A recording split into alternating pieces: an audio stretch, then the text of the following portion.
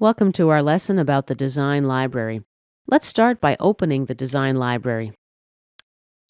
Features branch, Metric, Slots, and let's use a slot for this lesson. Let's drag on a straight slot. I'll drop it onto my part, and I'll select an appropriate configuration, for example, 10 by 51. SOLIDWORKS prompts me to specify a reference. I'll select this edge. For the second reference, I'll select this edge.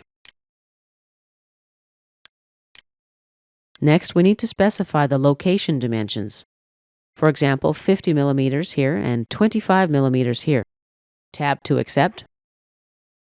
The size dimension is currently 10 by 51. Let's check Override Dimension Values. Notice here we've got a custom configuration available. Let's use 15 by 35 instead. Tab to accept, and let's click OK.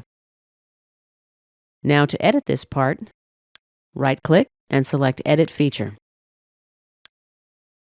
Here we can change the parameters. Let's cancel out of the tool. We're also able to edit the part directly. Right-click, Edit Sketch.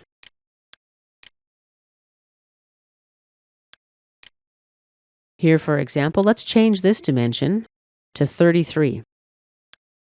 OK, and exit the sketch.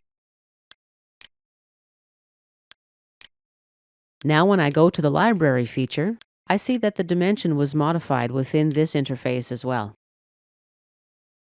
Let's click Cancel and return to the library. Another folder we have here is the Sheet Metal folder. This contains a number of different items that you will find useful while working with sheet metal.